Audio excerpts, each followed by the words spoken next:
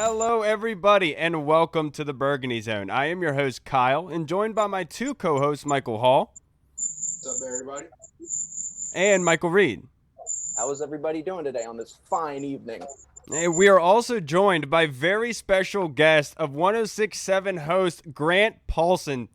Grant, we're huge fans. Thank you so much for joining us tonight. Yeah, my pleasure, fellas. Thanks for having me on. How you guys doing?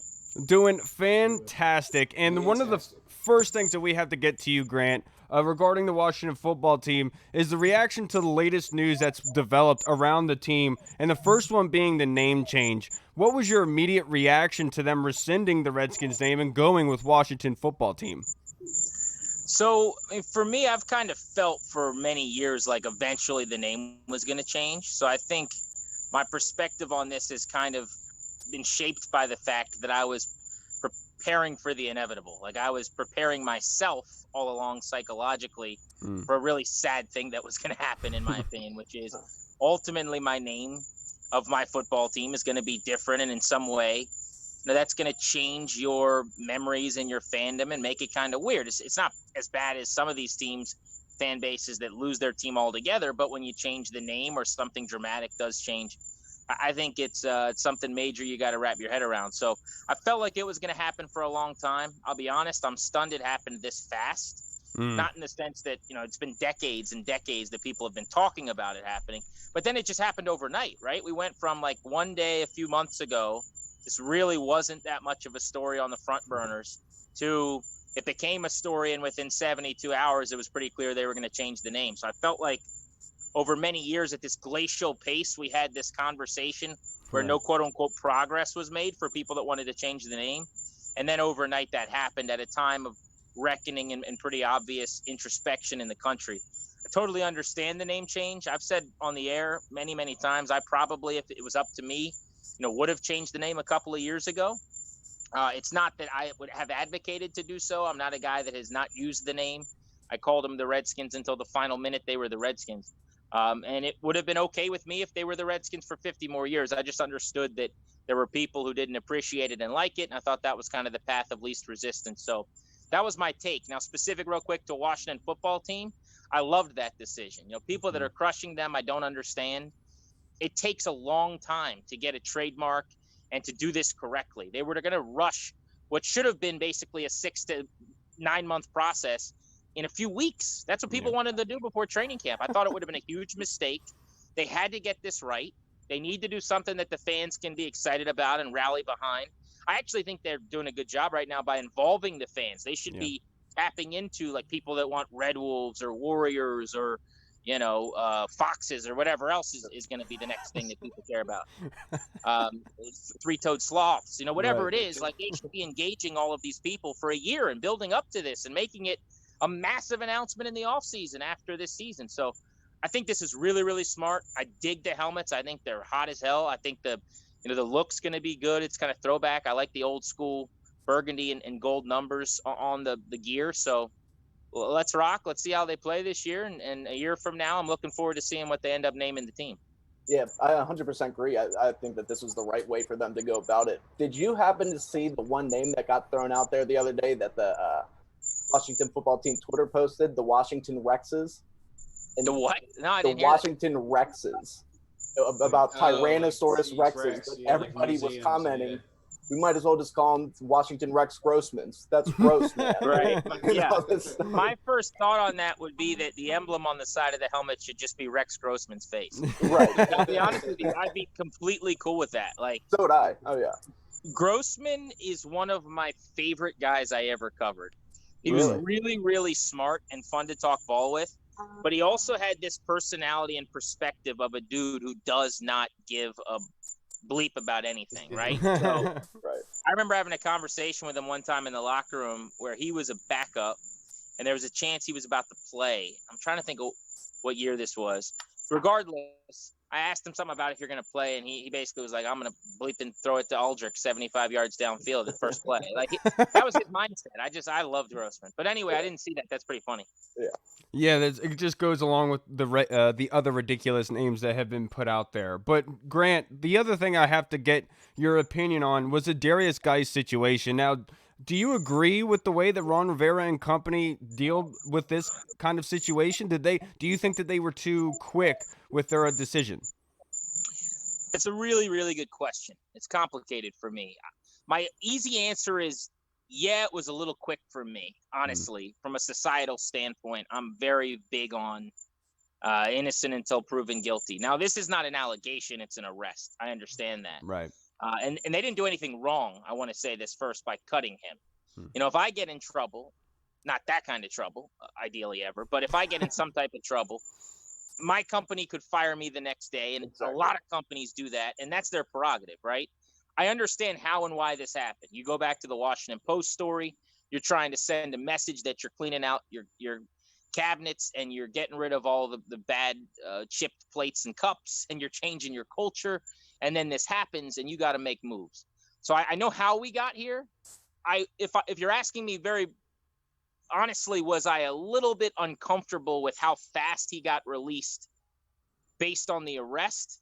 My answer is yes, only because what I was told at the time, and I don't know if this is 100% true, but from his side of things, his attorney has at least confirmed this publicly. I heard they didn't have to or didn't do a ton of digging on this. Like they found out, they said, well, that's awful, and they cut the guy. And that does scare me a little bit. Now, some of the details that have come out since are awful. I think it's important to remember the victim here is the alleged woman who was involved in this. Like, I'm not doing I like the NFL player, so you got to stand by him bit. Right. I don't play that game. But just as a general rule, we're moving in society closer and closer. And this is a little bit of a hot take, but to a point where like the accusation and the arrest is as bad as the conviction. And I just don't love that. In this particular case, I understand why it happened. I will also offer you this. I think if it was Terry McLaurin or it was Dwayne Haskins or it was Chase Young or it was Landon Collins, I'll bet you he wouldn't have gotten cut right away. And I think it was a much easier choice to make based on his injury history and how crowded that running back room was. Yeah, now I have heard rumors. Let me get your opinion on that. I have heard rumors that he admitted to the team what he had done on Thursday. Does that change your mindset at all? Well, yeah, here's the thing is if they had a thorough discussion with him and looked into, the particulars, or if he, let's just use your hypothetical. Right. If he told them what we found out about in those court documents, and unless you guys want to go there, I don't necessarily have to, but I mean, it's really, really tough stuff to even read. It's stomach turning. So if he confirmed to them that he had done that and they cut him, well, of course, I have no issue. I'm basing this off of what the team has said publicly, which is basically Ron Rivera said, if we're wrong, I'll take the blame, which I love that he said that. But he made it seem like they were rolling the dice a little bit with how quickly they moved. Right. And the attorney for Guice has said that the team really didn't do a thorough investigation in any way and just kind of cut him based on the arrest. But yeah, if they knew what we found out in those documents to be true based on let's say Guice saying that happened, while I find that hard to believe because he's at least in the court of law saying it's not true. Right. Then I would feel very, very different. If he says, I did this, you can't have that guy on your team when you're trying to change the culture, or even if you're not, I don't know if you can have that guy on your team. Right. And then let me to wrap up the kind of negative aspect of things. You were on the beat with the Washington football team back in the day, and so I wanted to get your opinion on the WAPO article and everything that had come out with that. How surprising was that to you? It was surprising because, disappointing maybe more than surprising, I guess. Okay. Surprising because of some of the names that were in it are guys that I had relationships with personally. And I believe that good people can do bad things. I believe good people can make mistakes. It certainly doesn't mean like I would never talk to those people again or anything like that. But, when you get to know someone on a personal level and you have great interactions with them and then you hear stuff like that, it's tough. It is. But what's disappointing to me is, number one, I don't think this is the only place where that happened. Now, it doesn't mean they shouldn't clean house. They did exactly what they should have done. But I think this is probably something, honestly, that happens in a lot of sports organizations or male-dominated offices. And that's sad. And we got to try to fix that, I think, societally, number one. And number two, you go back to that situation and the story itself. I just was so uncomfortable with the days leading up to it and all the leaked fake stories about what it was going to be and this crazy speculation, who was involved and why and what they did, that it felt like when this thing came out, everyone was like, well, it's just that. And that made me feel awful for the women that had come forward. So Right. it was a brutal thing, man. And as a fan of the football team, you guys are, so many in this town are, you just want them to make it easy for you to root for them. Yeah. Days like that don't do that. But look, they got rid of essentially everyone named in that story. Yeah. And Ron Rivera's pleading with people to give them a chance moving forward. And that's what I'm going to try my best to do. Yeah, absolutely. And let's move on to some football talk, Grant. Let's talk about the Washington football team and kind of gelling what we had just previously talked about with the departure of Guice. Who do you think is going to be the featured running back of this offense? So it's going to be Peterson early in the year. I think that's fairly obvious, assuming there's no injuries or anything like that. He's very comfortable in this offense, new look offense now that he'll pick up very quickly with the first team reps and the ability over the offseason to study. I think this is an offense that he's going to be able to feel like is a fit pretty quickly for him with the way he runs and what Scott Turner's going to ask of him.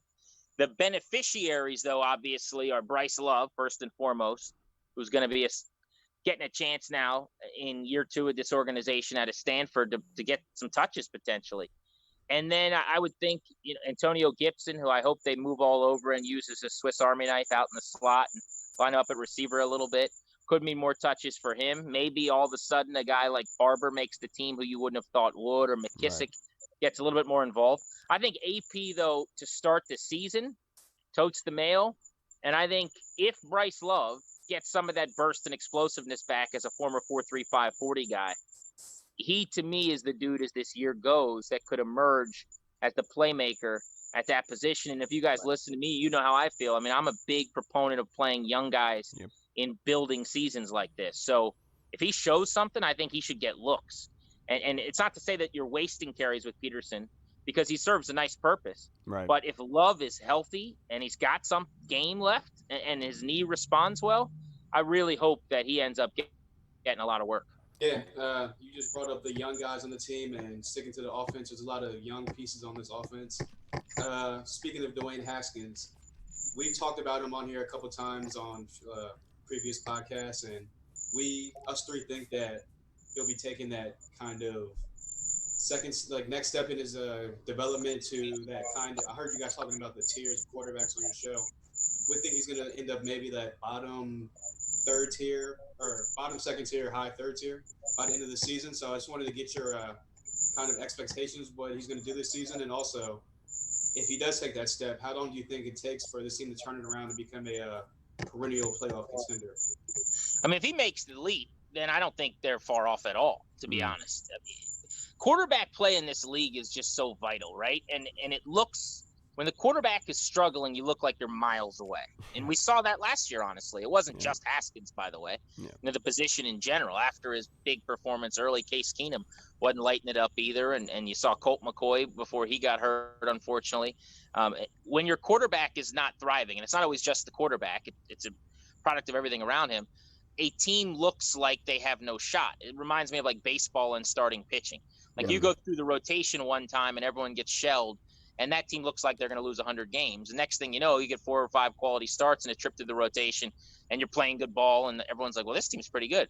I look at quarterback the same way. So I think Haskins has set himself up to do what you guys are talking about. If he doesn't break out this year, it's not going to be because of his offseason. I mean, he is basically with a videographer and someone taking pictures of him. He's shown you exactly what he's been doing all offseason on social media. He's cut weight. He's working his butt off. He looks like he's in incredible shape. I mean, those aren't necessarily things you worried about. I just think they're indicative of a guy who's taking this opportunity really seriously and who probably understands after last year. Not all his fault, but that up until really week 15, things went badly. And then after that, turned around. I mean, the way he played in week 15 against Philly, awesome performance. Week 16 against the Giants, for that first half, you'll remember he got hurt on the first play of the second half. He was marvelous. And my issues, my concerns, my worries last year were a lot of accuracy things and just kind of like pre-snap, knowing where the ball was coming immediately, getting that ball out fast. He was doing those things those last couple of weeks, and to have had multiple head coaches and basically 2 different offenses and flux at the receiver position, and to get where he got at week 15, it allowed me to go into the offseason feeling a lot better about him than I did, say, a month earlier. So I feel like he's ready to take the step forward. My concerns now are, if you want to talk about him, namely, I mean, still, we haven't seen him on the grass spinning the football. I mean, everything he's done is great, but he's got to show that he is more accurate and that the technique's improved a little bit. And that's just natural year 1 to year 2 stuff. How much help's he going to get? You lose Trent Williams at left tackle. They didn't replace Trent Williams. Their left tackle position, in my opinion, right now is a weakness. That's not ideal when you've got a young quarterback in a show-me season. That doesn't help him. The wide receiver position with Terry McLaurin as a lead option outside of McLaurin is a major concern. I think McLaurin's a baller. I think that guy's going to be a stud for a long time. Like, that's the guy whose jersey people should be buying right now, I think, in this offense. Or on this team, period, if it's not Haskins or Chase Young. But who else do you have? Sims may be in the slot. Without Kelvin, it's a big loss. Like, it's a big question. So for a young quarterback, you need help. I'm not sure if he has enough of it. It's also tough, 2 offenses in 2 years. But I think he put in the work. I feel way better about him today than I did a year ago or, halfway through his rookie season. I'm not sold by any means. I'm not, confident and 100% sure that he's going to make that leap right away this year, because I think there's some things still working against him. But I give him a chance to, and I got my fingers crossed, because it seems like he wants it, man, and he cares. And, I like players who care, and it seems to me like Dwayne Haskins is that guy. Yeah, and I think the one question that is being ruffled and thrown under the rug is Scott Turner. I think he is another person that, as much as his father has an input on this league, he isn't proven himself, in my opinion, as offensive coordinator. Now, Grant, you just alluded to losing Trent Williams in the offseason. So the Washington football team drafted Sadiq Charles in the 4th round. They have Jaron Christian returning, and they also picked up Cornelius Lucas in the offseason, who's a swing tackle from the Chicago Bears. Who do you think is going to win that starting job, or do you think it transitioning halfway through the year? Yeah, I think you're going to have multiple guys, if not 3 different starters, honestly, at left tackle this year, which isn't a great sign. That means kind of I always say, if you have 2 first basemen or 2 goalies, you don't have 1. You know what I mean? Right. People like platooning first baseman. It's like, well, if you had a first baseman who hit 30 bombs and 300, you probably wouldn't need to platoon anybody. Yeah. See, I think maybe all 3 of the guys you just named are gonna start. I would guess, and this, I have no insight on this. I have not talked to anybody about this particular position with the team, but I would guess Lucas gets the first shot. He's played in the league at tackle. Now, I've talked to some people with the Bears, both who covered them and kind of around the team, and their point is that he's a nice flex tackle and a right tackle in a pinch. They don't love the idea of him on the left side, but I think he at least gets a look-see. Then maybe you would try Christian, depending on his camp and preseason. I don't know that it's a guarantee that all 3 necessarily make the roster, right? So we could reevaluate this in a few weeks. And when I say preseason, obviously there won't be games, but I mean kind of your scrimmaging, your good on good 11 on 11 type stuff that they're going to do to supplement that. But I guess it's a long-winded way, guys, of saying this.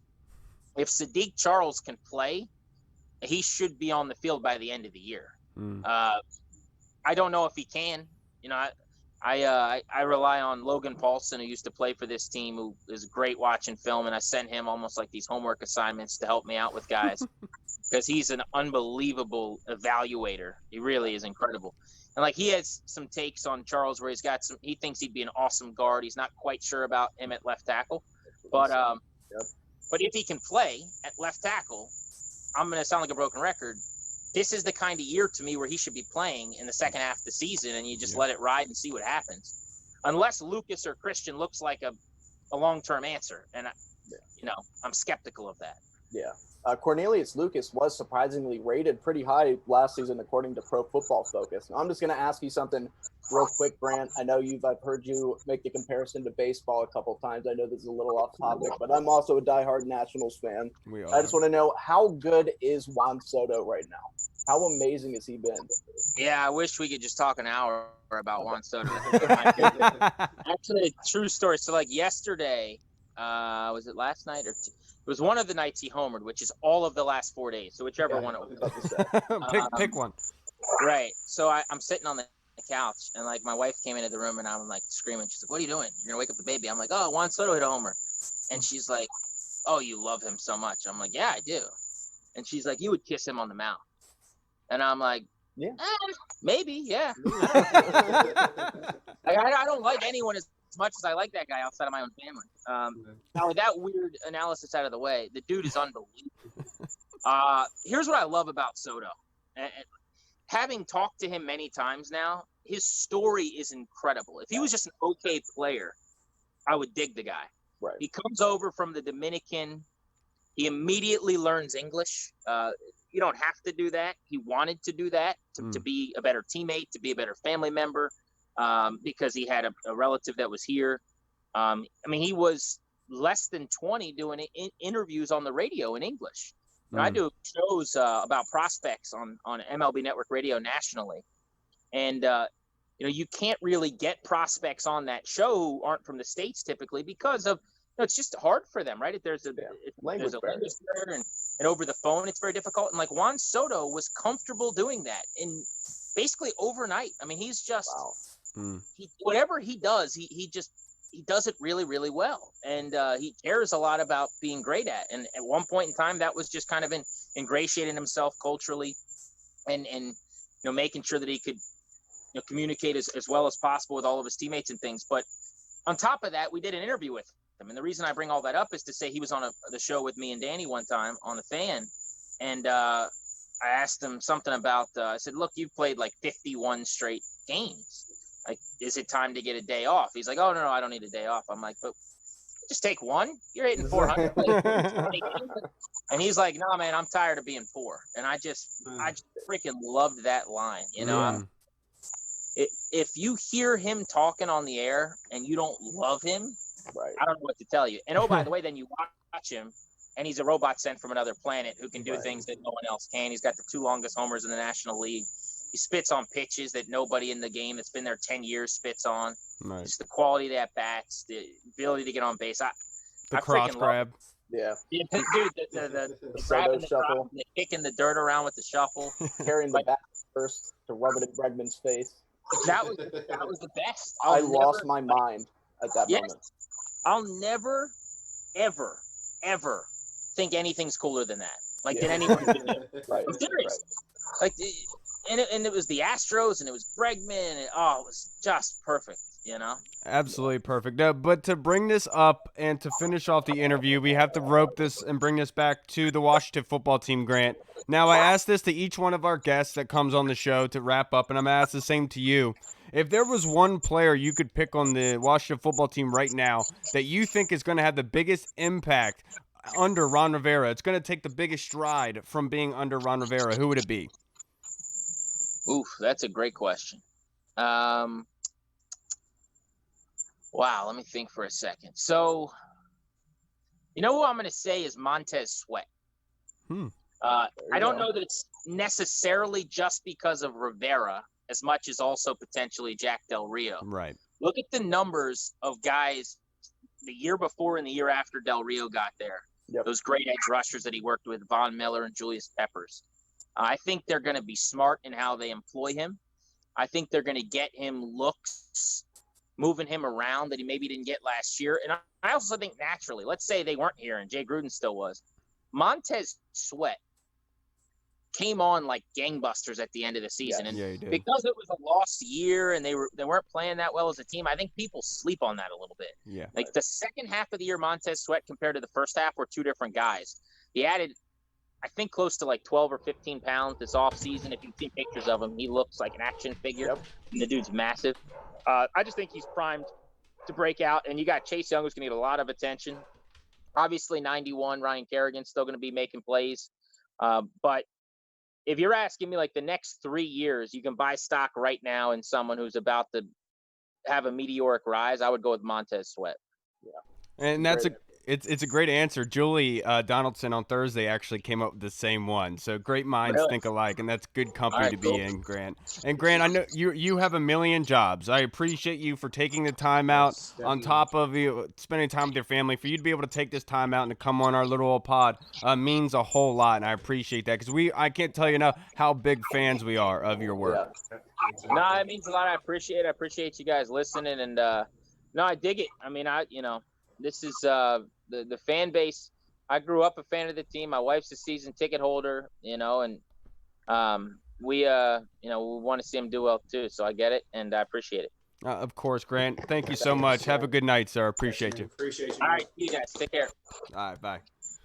Woo, that was a lot of fun, fellas. We got a lot of great stuff from the Grant H. Paulsen, the prodigy, my friend, voice. came on. Yep. Absolutely. That is our idol. Yes. That's one of the reasons that me and Kyle started this show. Yep. Yes, it is. It's because of Mr. Grant. And one of the And reasons I started listening to 106 was because of Kyle and because of Grant. Exactly. and I didn't want to make this negative, but so like, all right, the first time I ever called into radio, I called into 106. Like I always thought about calling into the Junkies. I always thought about calling into Chad Dukes and Grant, but I was like, you know what, like I don't know when I'm going to do this. So one day, him and Grant and Danny are having a conversation about Tim Tebow being with the Philadelphia Eagles. Chip Kelly brought him on. And so they asked callers, all right, guys, call in. And why do you think Chip Kelly brought Tim Tebow to Philly? So I was like, you know what? This is my time. I'm going to do it. I'm going to call into Grant and Danny. If I'm going to call into any radio show, this is the one. So I'm so nervous, dude. Like I'm on hold for like 15 minutes. Finally, like that bell rings, like ding, and like you're on. And so I was on there, and I just say, like he was gonna maybe Chip Kelly wants to use him as a kind of RPO option for the Wildcat kind of a system in case the quarterback gets hurt or whatever have you. They eat you alive. Grant starts listing. He says, "Danny, start listing me quarterbacks." And Danny starts listing literally random quarterbacks, backup quarterbacks. And Grant's like, "I'd take him over Tebow. I'd take him over Tebow. I'd take him over Tebow." And I was just like, literally just destroyed me. And I was sitting here thinking, I was like, I'm not saying Tebow's good. I'm just saying why Chip Kelly would bring him on.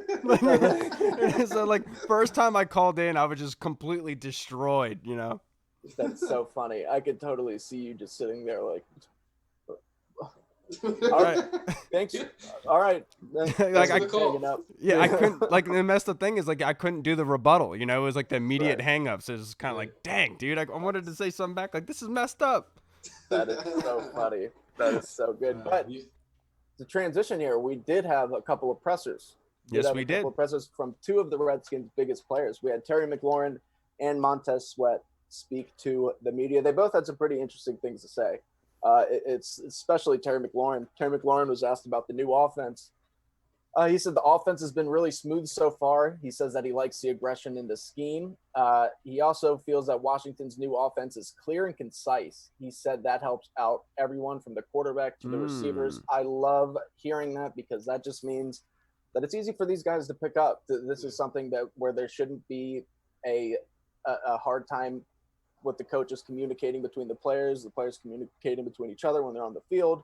And I think it just means that they're picking things up smoothly. Of course, Terry does have a football IQ that's higher than a lot of people, than your average player. But I love this quote from him. What do you guys think? Yeah, and I think he's absolutely right about that. Hearing clear and concise is absolutely perfect because, I feel like this offense that Scott Turner is bringing, it kind of gels all of the quarterbacks together in a way. They all bring little added positives to each. Alex went through this in Kansas City, having the kind of pre-snap motion offense, everything geared towards that. And then you talk about Dwayne at Ohio State having a similar type offense, and then Kyle Allen working with this offense last season with Scott Turner. So it just seems like this offense is the best thing possible right now for this team. As much as I want to sit here and say that I'm not confident in Scott Turner himself, I like the system. I think the system really goes to everybody's strengths. Everyone offers something. Yeah, you hit the nail on the head. A lot of the pre-snap motions is what's going to make it a lot of more clear and concise pre-snap, which obviously, like you said, it's going to benefit Dwayne, who, going back to last year, a lot of people said that his main struggle was getting in and out of the huddle, which obviously is going to get cleaned up because the verbiage is not as long as it was with Jay Gruden's offense, but also kind of getting that pre-snap read of the defense and kind of the in snap motion of the game of the defense. So yeah, just I think like you said, it's gonna make everything easier for a young offense, which needs a lot of things kind of toned down and watered down for them. It Right. looks like without a preseason, obviously. So yeah, I think hopefully by week 3 to 4, this offense should be hitting the ground running and hitting strides that we haven't seen from a Redskins offense and since probably Kirk Cousins. Yeah, yeah. And speaking of a young offense, Terry McLaurin was asked about Dwayne Haskins, and he did say that Dwayne did a very good job of helping the receivers coordinate workouts. The connection between Dwayne and the other receivers was apparent to McLaurin. He said that on off-season work with the fellas, he said that Haskins' leadership really stood out. He helped hone the quarterback wide receiver connection with Haskins and the other targets, and he praised Haskins for coordinating once again the throwing sessions with him and Washington's other wide receivers. He said that really helped us get off on the right foot, and that I've been around Dwayne for a long time, and not that he wasn't working hard previously, but it's just a different type of intensity and focus he's had. And I just think that he is echoing what we've heard about Dwayne Haskins all off season. Just the fact that he is putting in work, he's getting the guys together, and he's really taking Ron Rivera's leadership advice and using it. And I'm excited for it. Yeah, and he's actually putting it to good use. You know, he's actually being legit about the leadership aspect. I mean, listen to Terry right there talking about Dwayne was helping organizing the wide receiver workouts. That's incredible. You know, you wouldn't have thought that was possible looking at this team last season. So the stride and the movement of Dwayne mentally is moving at light speed right now, and it's so good to see. Yeah, obviously it's well documented. Grant talked about it when we just had him on that his off season he's had a photographer and a videographer with him, and he's been taking pictures, putting videos out with different receivers in the league and all out of the league, aka AB. And yeah, for him to say that for Terry to say that he did a good job coordinating the sessions with the receivers and stuff like that. I heard a lot of people kind of criticizing him for not throwing with his actual receivers of the team and getting gelled with them, but it just goes to show you behind the scenes, he doesn't have to put everything on camera. Worried about Corona. Yeah, that too. But I mean, again, it goes to show that he's taking the initiative, and he said he would like to be a captain this year. And I think one of his quotes before was he wants to get the respect of the team, and the way to be a leader of the team is to get the respect of the team. So that just goes to show you he's trying to get the respect of his receivers right now, and all the coaching staff, and just get on the right page. Yeah, and it would make a lot of sense for him to go only work out with opposing teams' wide receivers. If they get Corona, you know, sorry. That's true. Yeah. That's what they do. But speaking of wide receivers that are on the team, he was very impressed with Antonio Gandy Golden.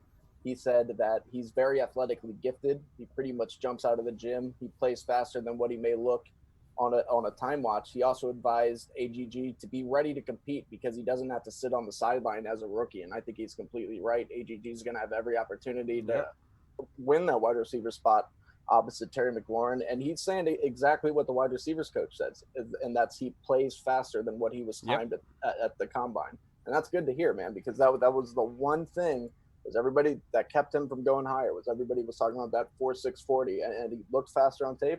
Apparently he's just somebody who on the football field, his game speed's a lot different than his time speed. I mean, there is nobody else you would rather AGG talking to right now than Terry McLaurin. Exactly. You know, transitioning to the NFL, trying to help with route concepts and route running, that is the perfect person to be able to talk to. And thank goodness, you know, Terry sees something in AGG. And look, AGG, I've said it before, I believe that this is his job to lose the number 2 wide receiver position. He fits exactly what this coaching staff wants in a wide receiver, a big, strong target. And that's what AGG is. The only thing is it's up to him to win that job. And look, with his personality that we've seen from afar, I don't think that'll be an issue. And thank goodness Terry doesn't either. Yeah, I mean, I said it before. I think that they're going to try to use AGG like Kelvin Benjamin, but he'll be Kelvin Benjamin 2.0 just because I think that he's more mentally in shape and mentally tougher than Kelvin Benjamin, where he'll actually be able to like stay in shape and be able to get the offense down pat. And you said it before, like for someone that size and that big to be keeping up with guys in the field that are running 4.3s and 4.4s, it just goes to show you that again his 40 time, that knocked him down, which clearly was a good thing for Washington because they were able to draft him in the 4th round. Yep. If he would have come out and ran like a 4.4 40, he would have went in the 2nd round probably, so he wouldn't even have been there for Washington.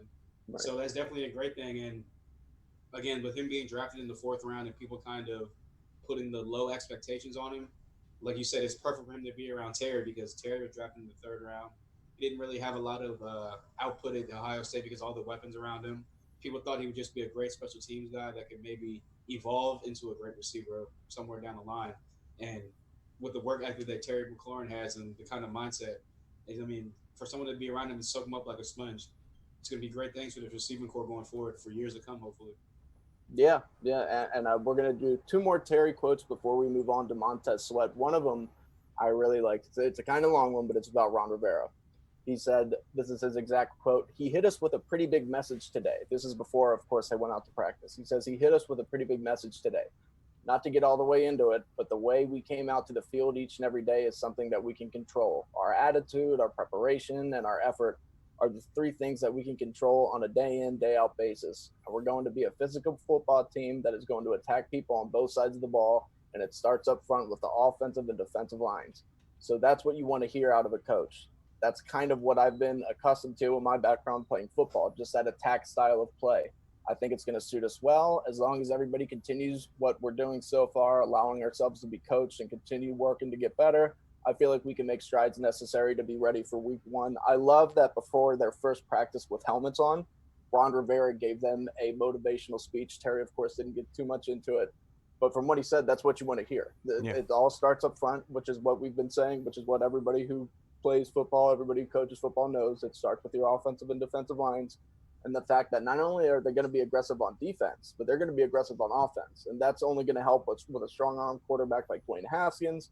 They're going to be taking shots downfield, and I love that. I'm excited for it. Look, everyone is going to interpret that quote meaning that the offense is going to be attacking downfield. I don't view it that way. What I think Ron Rivera is saying is what we are going to be running the ball down people's throats. We're going to be punching them in the face, and we're going to be able to move people at will because we'll be attacking them hard. And look, I absolutely love this. And the fact that, like you said, Reed, before they do their first padded practice, Ron Rivera is talking to the team, setting the tone and the expectation. This is such a fresh breath of air in contrast to what we've had before in the past, with the soft kind of practices with Jay Gruden and then Jim Zorn and Mike Shanahan. This is a complete change of direction. And like I said with that Michael Jordan quote about practice, and if you can't keep up with me here, then you can't keep up with me in the playoffs. That's how I kind of view this. And thank goodness that there's a change that, like right here, Ron Rivera's bringing that culture bringer, baby. Culture bringer. Woo! Oh, I didn't even notice that shirt. I Yeah. love that shirt, Kyle. Yeah. Now, I think you guys are PRM sent actually, it to me, buddy. Oh, nice. Now, I think you guys are both right. I think it's definitely, Kyle, you're right. It's going to be definitely a attacking run offense, like a lot of power, a lot of zones to Peterson, and hopefully Bryce Love, he can emerge and be that guy. But I also think Reed is right where they're going to be attacking downfield because obviously if you're pounding the ball down their throat, you're running the ball well, it's going to open up the downfield passing. And again, just going back, obviously everyone knows Terry got that scary speed. And if AGG's out there keeping up with 4-3 guys and that good game speed, I mean, this offense has the potential to be, I'm not going to say deadly, but it has the potential to surprise a lot of people. And with no preseason games, yeah, with no preseason games, I think the Eagles coming out week 1, they're going to get hit in the mouth like a lot. Yeah.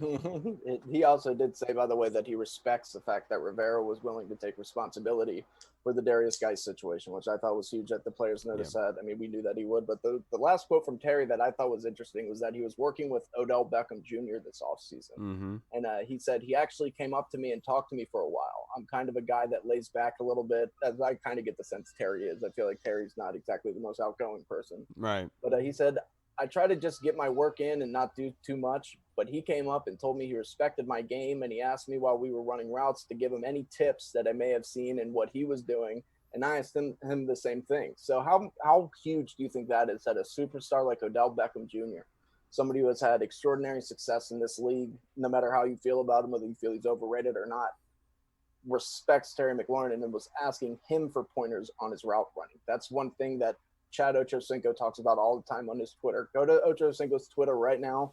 Read everything that he says about Terry McLaurin's route running. That it's amazing to see that all these superstars are asking Terry McLaurin about route running and to give him pointers and advice. Yeah, and because look, a lot of people think that route running and running concepts has a lot to do with like your athletic ability and being able to have footwork and everything.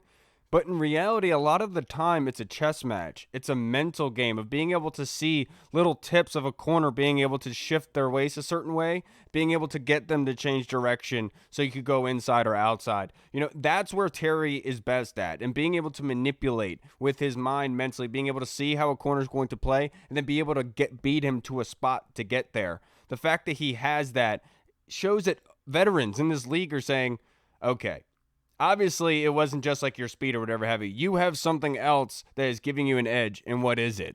And that's what kind of shows with Odell. And so, look, as much, and it's laughable that Odell is sitting here asking Terry for tips, and Terry didn't make the top 100. Yeah, I mean, look, we all said that everyone had Terry McLaurin's rookie year rated higher than DK Metcalf's rookie year and AJ Brown. Neither of them made the top 100. So it just goes to show you that the hate is real on this side of the East Coast. But with that being said, it just goes to show you his off the field preparation and the film study that he does. I mean, like you said, for him to be able to kind of see the nuances of a cornerback and how he comes in and out of his breaks, what his weaknesses are, and kind of mold that to his game and be like, all right, if I come out of my break at this time, I'll beat him this spot. If I can get over top of him at this point of the route, I'm going to have him beat this deep. So it's definitely great. And going back to AGG, for him to be sitting around Terry and just soaking up all of his knowledge, I mean, AGG obviously is going to get that off-field preparation from Terry himself because outside of Edmund, I don't even really count Edmund as the vet in the room. I have to put Terry as that veteran receiver in the room that's guiding the guys. So, lost my train of thought, so I'm done. It is also a little bit ironic that Terry McLaurin was Pro Football Focus's highest rated rookie wide receiver since Odell Beckham Jr. And now they're giving each other pointers and giving each other advice. Hey, and before you get into the Montez Sweat quotes, I wanted to briefly discuss some of the just recent news that's gone around with the team before we get into that. And the first one being the Washington football team announced that no fans will be in the stands this season. And so I'm not sure if this means that it's permanent, like legit all 16 games, nobody can go, or if this can change down the road. I really hope that is the case.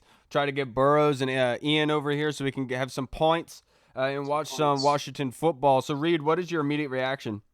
I think you're right. I think it really just kind of depends on what goes on with COVID.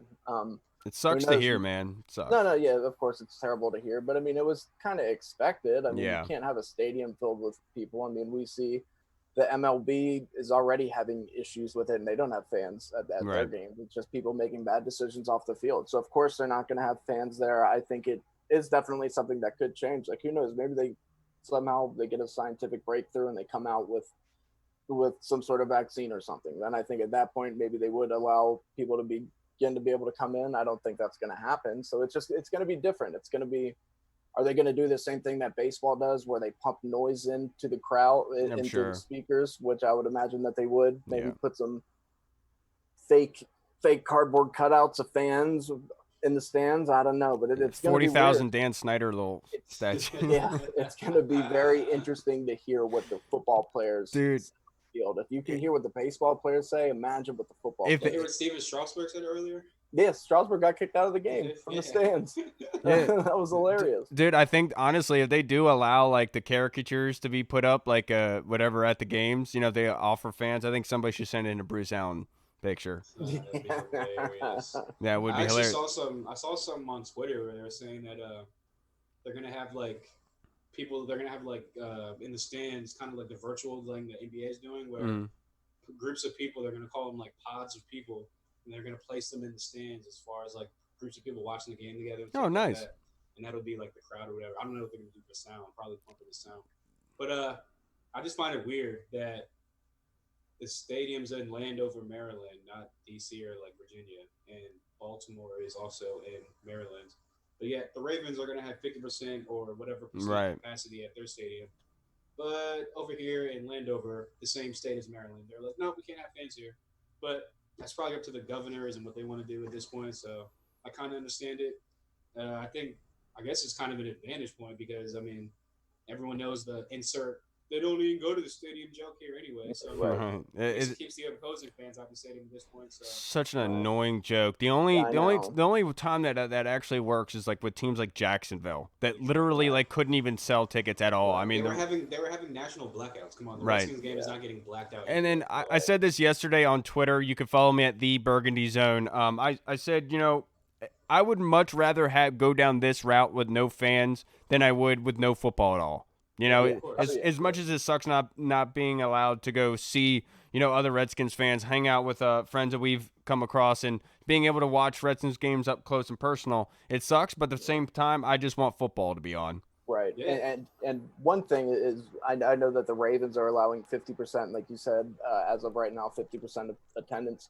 Let's not forget though that the Washington football team, has actually been one of the leaders in terms of doing things first. They were the ones who offered up their stadium for COVID testing. They're the one who canceled the scouts leaving the state to go do scouting.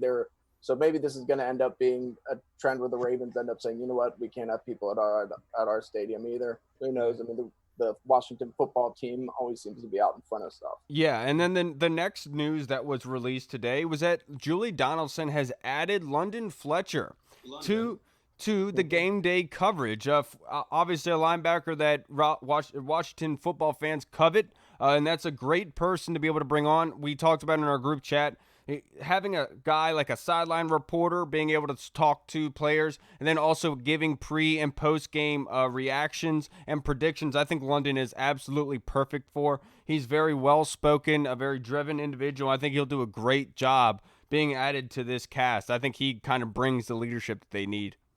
Yeah, and especially like who knows more about football than London Fletcher? I mean, that's why he Yeah. was able to play so deep into his career, is because he was never the biggest. Obviously, we all know about his size, and he luckily never really got injured. But his football smarts, his football IQ was just always off the charts.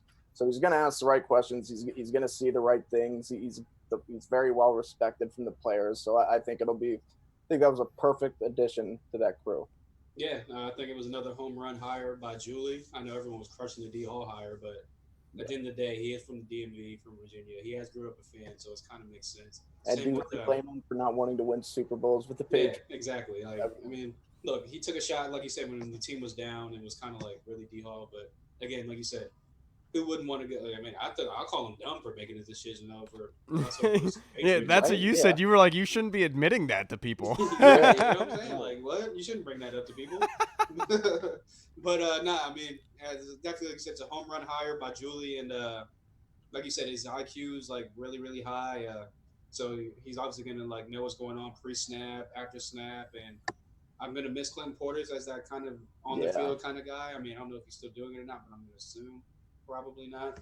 But yeah, I mean, what a better guy than replace Clinton within a long time Redskin as well, a well-respected Redskin like London Fletcher. Yeah, I'm pretty sure Portis is like in the Washington middle. football team. Pretty sure Portis is like in the middle of like a lawsuit right now. Yeah, too, so. yeah. As I was saying it, I He kind of is. remember that. I was like, oh yeah. Yeah, Portis could be Got that getting into a lot of sketchy trouble. fraud thing going I- down. Another thing that happened is that they cut ties with Chris Cooley completely. They Yeah. announced that.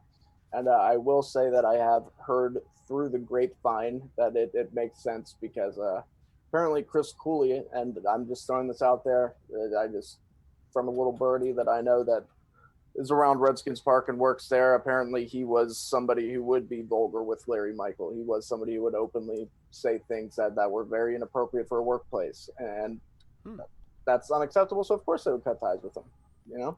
Yeah, It is what- and that's what we have been wondering all off season. Where is Chris Cooley? Why isn't he talking? Why isn't he saying anything? right. And birds of a feather flock together. And this kind of really makes sense.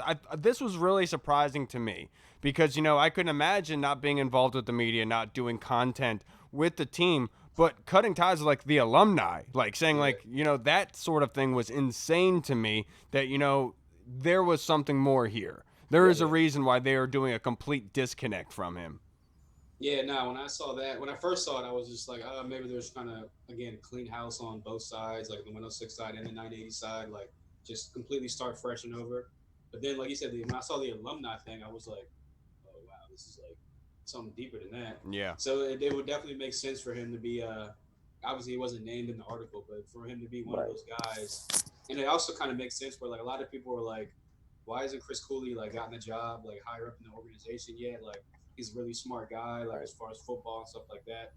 But it also makes sense because he kind of gives off that frat guy kind of vibe. You know what I'm Yeah. saying? Right. So I Right. mean, Right. it The would make good old sense boy that mentality. Yeah. yeah, it would make sense that he was kind of on that Larry Michael swag. He's Yeah. so smart, but he can't leave his dong out of taking a picture. Yeah. Yeah. Come I on, said man. football smart, not Yeah. actually. Absolutely. So let's end this off real quick with a Some little Montez Sweat press conference. Okay, yeah, Montez Sweat seems to be a man of few words, just so you know. A lot of his answers are just very short and to the point. When asked about Ron Rivera, Sweat said that every day Coach Ron Rivera talks about attitude, preparation, and effort. Those are three things that he is installing into these players' heads. I think that's a great thing. Obviously, the attitude, preparation, and effort, those are the things that you need to be successful. And I will confirm reports that I know we asked Julie a couple weeks ago, or was it last week, if Montez Sweat had gotten bigger because it appeared so from the pictures. And Montez Sweat did confirm that. He said during his offseason, he spent lots of time watching film and just getting bigger overall for the 4-3, which is exactly what we need. He bulked up for this 4-3 to be a defensive lineman in the 4-3, and he's excited for the new system in the new year. Yeah, and I'm really glad to hear that's what Ron Rivera is preaching to the pass rushers is, intensity, getting out. I'm so happy to hear that because we've said it before. I said it earlier, but, like the lackluster kind of environment, the kind of joking, pinching the nipple kind of atmosphere that was around the park. This is a complete change of face, and I'm really happy to hear this again. That Montez Sweat is just echoing what we have heard, and that there has been this has been a consistent message: tenaciousness, attitude, pride, and family. I absolutely love hearing this. Yeah, not gonna lie, I didn't hear a lot of that quote because it was a little baby running around putting his hands all over stuff. But I'm just gonna echo everything you said and go with that. Yeah. There you go. Montez Sweat had 5.5 Montez sacks said. over his last 8 games last season. He attributes that to having a better pass rushing attack. He felt better prepared in those games. So for his pass rush plan this year, Sweat said he developed more of a pass rush plan later in his rookie year. He said he paid more attention to the strengths and weaknesses of opposing offensive linemen. He also believes he got better against division opponents because he had more experience going against them. So this is a classic case of a rookie coming in and just being used to being more athletic than everybody else. Because we know Montez Sweat is an athletic freak. He thought he could come in here and just dominate with pure athleticism. That's not the case. So he began studying film and realizing that he needs to work on his technique. He needs to work on his fundamentals. He needs to study different things that players do. And you love to see that because the sky's the limit. He played, like we said, 5.5 sacks over his last 8 games. That comes out to 11 sacks in a season, which would have been fantastic for his rookie year. So I love it. Yeah, and look, I look, probably gonna get made fun of making this comparison, but look, football players are a lot like Pokemon cards. Like when you had a Pokemon, like the lightning Pokemon were susceptible versus water. When you had the water, you like whatever, vice versa, whatever have you. I forget what it was. Don't whatever. I didn't know that either, Kyle, because I had friends in school. but in all honesty, like this is what it's kind of like. What he's saying is, when he went against these guys, he didn't know what to expect.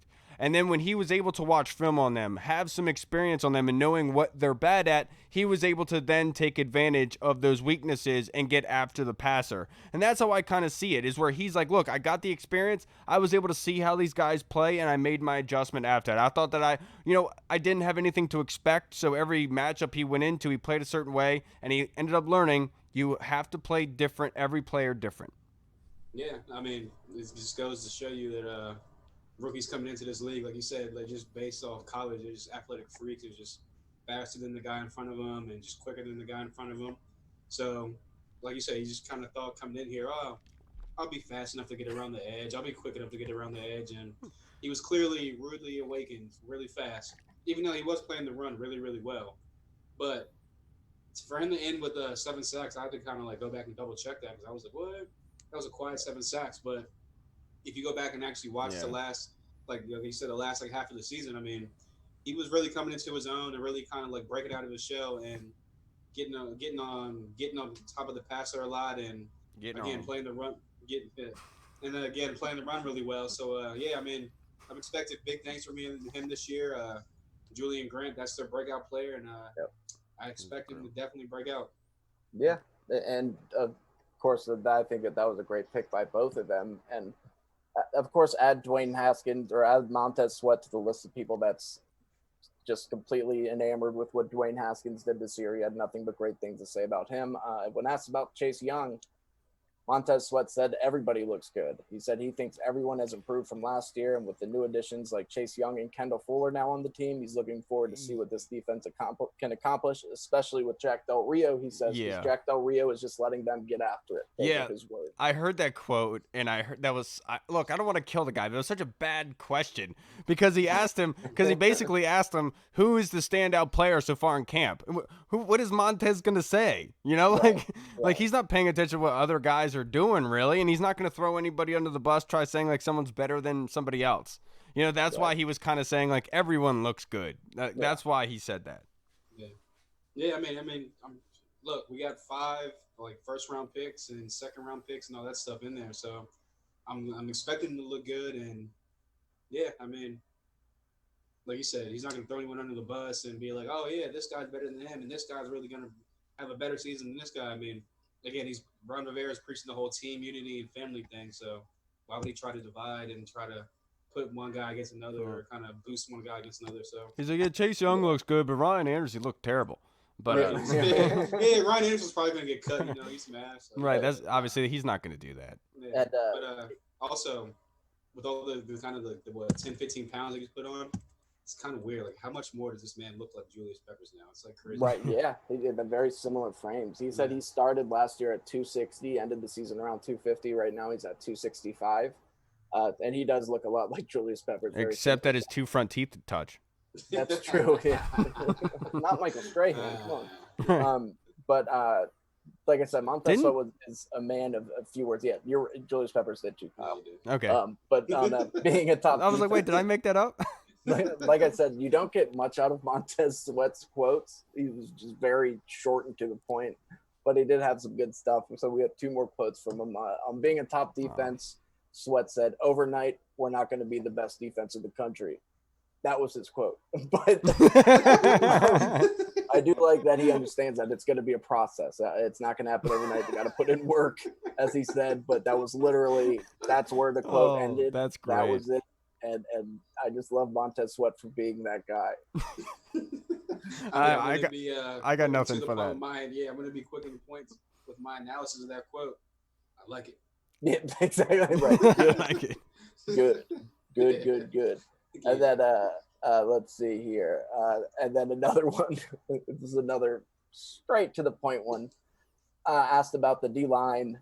He says, if everyone does their job, the sky's the limit for this group. That was it. A little bit longer than last. Dude, he's Belichicking that thing, man. Yeah, oh yeah. And I think that is right. I mean, you can't disagree with that quote. Right. I mean, so, yeah, good. Awesome. You're right.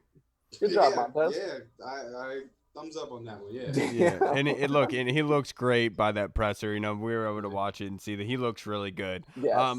That's gonna wrap us up for this show, everybody. Thank you so much to Grant Paulsen for coming on to the show. Definitely. You can go and follow him on Twitter at Grant H. Paulsen.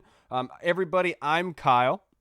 I'm Hall. You can follow me at TBZ Money Mike 301. And you can follow me on Twitter at Funny Danny. I'm just kidding. No, yeah, I'm gonna go with that. That's all me at Funny Danny. Oh man, First Twitter handle name ever. I'm sorry. All right, and everyone, you go follow me at the Burgundy Zone. Thank you so much for tuning into this episode, everybody. We'll be back again on Tuesday for a fresh, brand new episode, and hopefully we'll have more insight onto the Washington football team training camp. Kyle, talk about something. You're doing something special coming up here soon, aren't you? Oh, yes. Thank you so much for reminding me. We are having a joint podcast episode of all of the, I guess you could say a couple of our close guys that we do pods with, being the Washington Brawl, the DC Tweet Team podcast, and then I think, what is it, Washington Football Addicts now? I think is going to be, and that's going to be on the 24th, I believe, which is a Sunday, right around midday. That should be getting released. And look, So that nice is going to be a great crossover. product. Yeah, great nice crossover. show. I'm definitely looking forward to that. Yeah, that's going to be a blast. Nice. All right, everyone. Thank you so much for tuning in. Remember, go like us on Facebook, subscribe on YouTube, iTunes, Good Pods. You can find us on Twitter, like we said, Instagram, and Facebook. Thank you so much for tuning in, everybody. Washington football.